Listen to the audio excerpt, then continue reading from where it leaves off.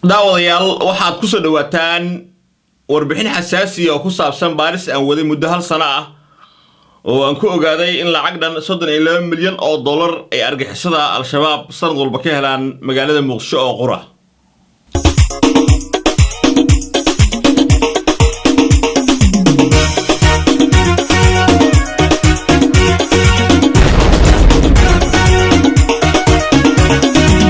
warbixinta waxaan ku bilaabayaa argixisada al-shabaab ayaa la ogaaday inay caasimada Muqdisho oo kaliya sanad walba ka helaan lacag dhan 52 milyan oo dollar taasoo ay shirkadaha ganacsiga ee shacabka Muqdisho uga qaadaan cashuur aruur ay u magac dareen sakawaad. shirkadaha xawaalada ee loo yaqaan Group A waxay sanad walba ka qaadaan argixisada al-shabaab lacag dhan 1.8 milyan dollar 1 milyan iyo 800 kun oo dollar taasoo micnaheedu ay tahay inay bil walba ay bixiyaan lacag dhan 150 kun oo dollar. shirkadaha xawaaladaha ee loo yaqaan Group B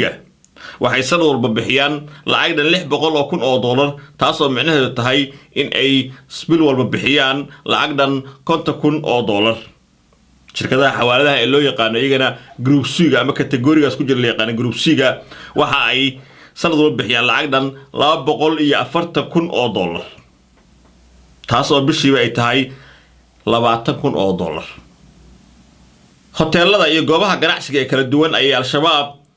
bil walba iyo sanad walba lacag cashuur aruur oo sakawaad ka qaadaan iyagoo Muqdisho aan ka talin ama ciidamadoodu aysan joogin.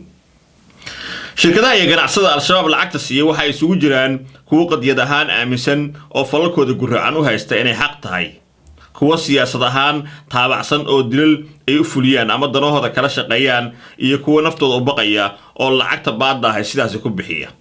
ganacsada lacagaha taageerada siiya argixisada al-shabaab waxay awood u leeyihiin inay madaxda dawladda Soomaaliya iyo kuwa beesha caalamka ay la kulmi karaan markasta iskuna sawiri karaan, laakiin kuwa lacagta sakawaadka u bixiya qaabka baadda madaxda dawladda ma arki karaan, kuwa beesha caalamka ma arki karaan, islama sawiri karaan. laakiin waxaa loo ballan qaaday oo heshiiska ay la galeen ama beecada ay argixisada la galeen waxay tahay in aan la dilaynin qof ka tirsan shirkadooda ama xayndaabkaas ku jira. sidaa darteed iyagoo wax ilaalaha wadan ay meel walba ka mari karaan gobolada dalka Soomaaliya xitaa meelaha shabaabku ay maamulaan. waxyaabaha yaab kale ee muddadii ay baaristan waday ay ogaatay warbaahinta waaga cusub waxaa ka mid ah in xildhibaanada baarlamaanka qaarkood iyo shaqaalaha rayidka mushaaraadka ay helaan 5% ay siiyaan al-shabaab iyadoo ay jirto shuruud kale oo ay argixisada u fuliyeen oo ku xiran noloshooda. haddaba daawada waxaad isweydiinaysaa sababtu maxay tahay ay xildhibaanada baarlamaanka qaarkood iyo shaqaalaha rayidka lacagta u siiyaan bil walba mushaaraadkooda 5% ugu jiraan argixisada. arrintaasi waxa ay tahay xildhibaanada qaar ay waxay si haysan ilaalo ku filan oo ammaankooda sugi kara, sidoo kale intana shaqaalaha dawladda ayaan qaarkood haysanin cid ammaankooda sugi karto. sidaa darteed argixisada ay beeca la galeen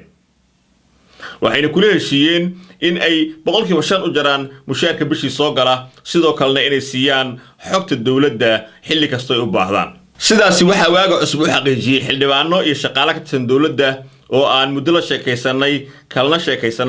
siday wax u socdaan iyo sababta ku qasbayso inay shabaabka lacag baada siiyaan bil walba sanad walba. argixisada al-shabaab lacagaha ugu badan waxa ay ka helaan dhismaha dhulka, kala iibsiga beeraha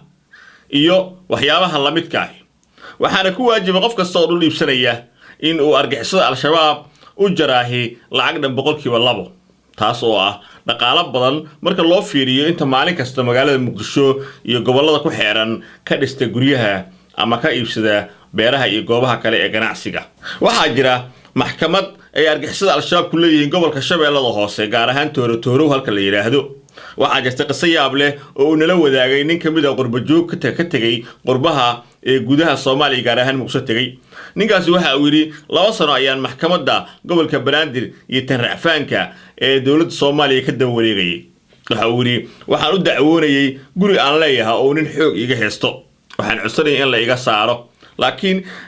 kuwa qaadiyaasha iyo kuwa kale ee maxkamadaha ka shaqeeya waxay ka qaateen lacag laaluusha oo dhan 15 kun oo dollar. gurigina ima soo dhicin. laba sano kadib ayuu yidhi habeen ayaa nin ila taliy wuxuu ii sheegay ayuu yidhi in kooxda al-shabaab ee argixisada ahi ay tooratoorow maxkamad ku leeyihiin halkaas ayaan aaday ayuu yidhi markii aan tegoo la sheekaystay waxaa laygu yidhi 3 maalmood kadib soo laaba ayuu yidhi ninkii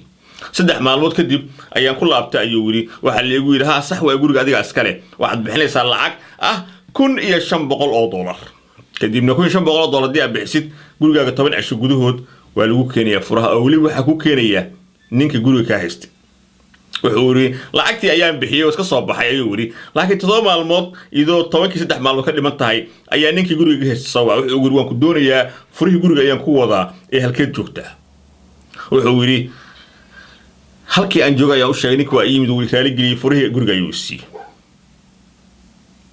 markaas wuxuu ninkii leeyahay waxaa jira maalin walba dad noocaasa oo lacag deyna kala qaba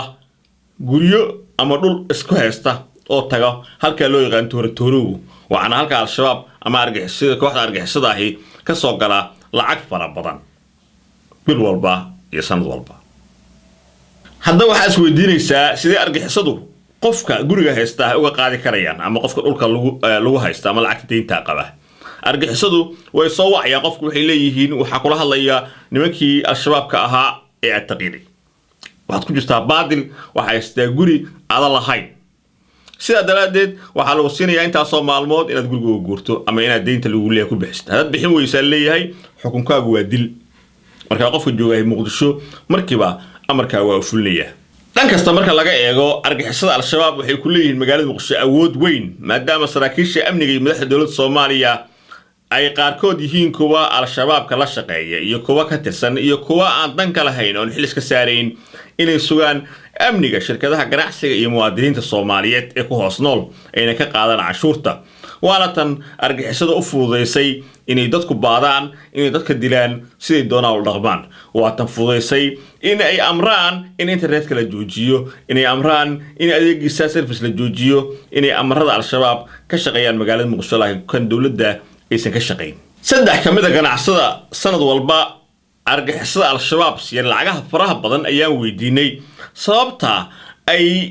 u siinayaan shabaab lacagta oo ay dawladda saraakiisha amniga iyo madaxda sare ee wasiirada u sheegi laayihiin dadka uu aruuriya al-shabaab lacagaha si loo qabto oo loo xiro waxa ay ugu jawaabeen kulligood cod isku mid ah waxa ay yiraahdeen daahir fiiri sidaad mooyso maaha xaalka ay yiraahdeen saraakiisha ammaanka ee dawladda iyo madaxda kuwa alla hadlaysa aan ahayn al-shabaab miya taqaana waxay dhaheen ma ogtahay saraakiisha ammaanka ee dawladda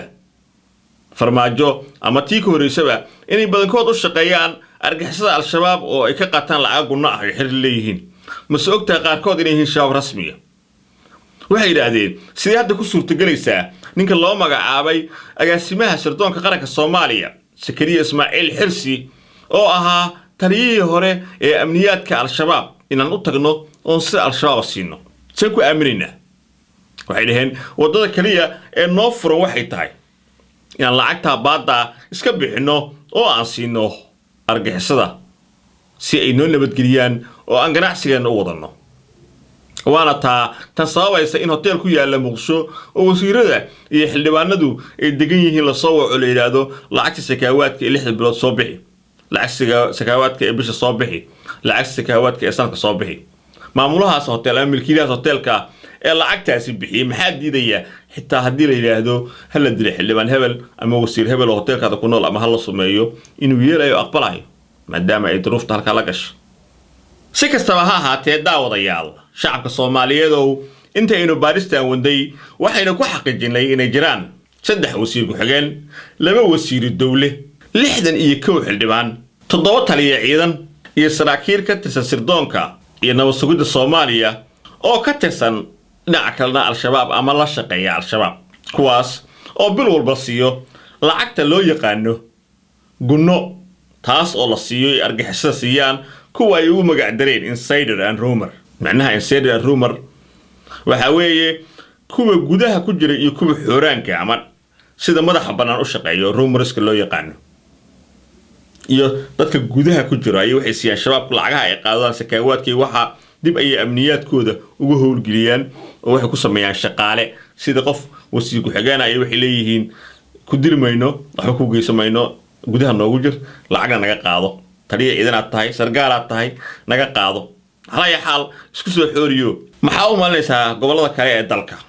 محاوم ليسا بدي عليها قناعسي وسود دجو هدي سكاوات أو غرة عيسان والبار شباب مغشك قاعدو أما يكهش الله عقدا كنت إلى مليون أو دولار وأنا وحقيقة هدي لسه حصاره إن أرجع سلا رجع لقاك كاكرو لكن قف كستا وصوماليا إلى صومك عاوح يجاني يعقوب كوري هدي وأركوبا إن دمتو فشانيان استجنا حلس كما صاريو أمني قرنكا حلس كما صاريو ضاعت كماها لا دجالنك أرجع سدا وحاونا إن صفقة جريا أم نعيس وكراعيا أما وقاضي هستك إنك راع استجوا أو كفكرية إنه يقولي لستو لعجنا الرصدو dalka deriskaana guriga ka iibsado si caruurtiisu u noolaadaan nolol fiican waa daahir cala sow oo soo dabartay barnaamijkan leh dabaysha geedaha uma ruxdo inay ciyaarsiiso xasuusnow waa dad yar tahay dir loogama tago waa deeq badan tahay dunya loogama tago waa da'weyntaana dumar loogama tago la ilaaha illa allah wahdahu la sharika lah lahu al-mulku wa lahu al-hamdu wa huwa ala kulli shay'in qadir